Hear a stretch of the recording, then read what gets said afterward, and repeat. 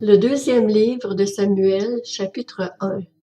Après la mort de Saül, David, qui avait battu les Amalécites, était revenu à Tsiklag, et il y passa 2 jours. Le 3e jour, un homme arriva du camp de Saül, les habits déchirés et la tête couverte de terre. Lorsqu'il fut en présence de David, il se jeta par terre et se prosterna. David lui demanda: « D'où viens-tu? » L'homme lui répondit: « Je me suis échappé du camp d'Israël. » David lui dit: « Que s'est-il passé? Dis-le-moi donc. » Il répondit: « Le peuple s'est enfui du champ de bataille. Beaucoup d'hommes sont tombés et sont morts.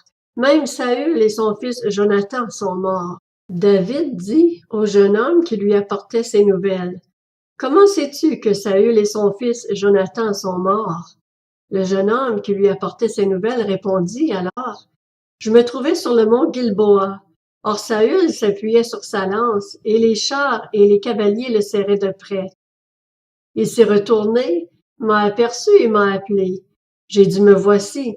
Il m'a demandé: Qui es-tu?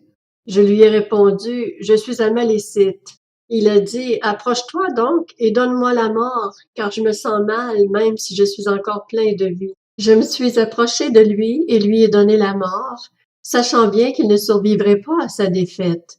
J'ai retiré la couronne qui était sur sa tête et le bracelet qu'il avait au bras, et je te les apporte ici, mon Seigneur. » David attrapa ses habits et les déchira, et tous les hommes qui étaient auprès de lui firent de même.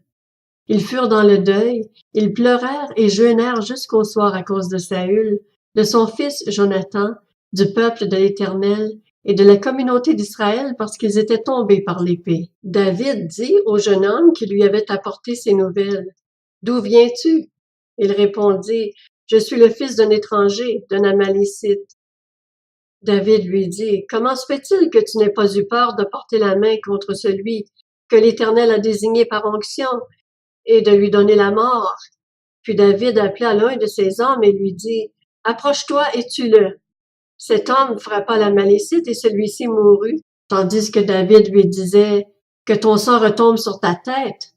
En effet, ta bouche a témoigné contre toi, puisque tu as affirmé avoir toi-même donné la mort à celui que l'Éternel avait désigné par onction. » Voici la complainte que David composa sur Saül et sur son fils Jonathan.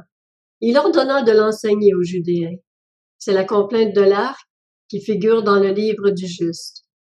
L'élite d'Israël a été blessée sur tes collines. Comment des héros ont-ils pu tomber?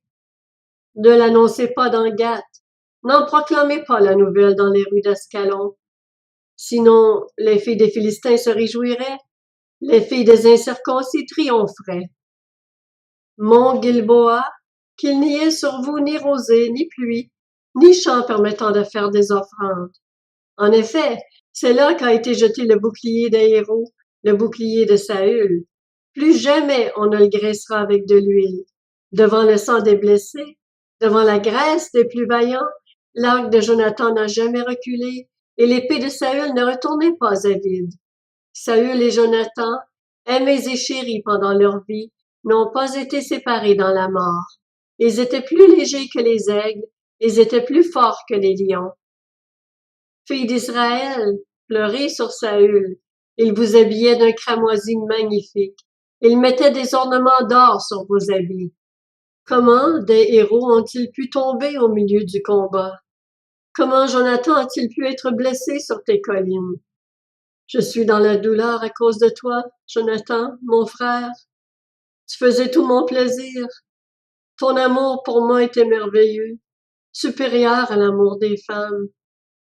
Comment des héros ont-ils pu tomber? Comment leurs armes ont-elles pu être détruites?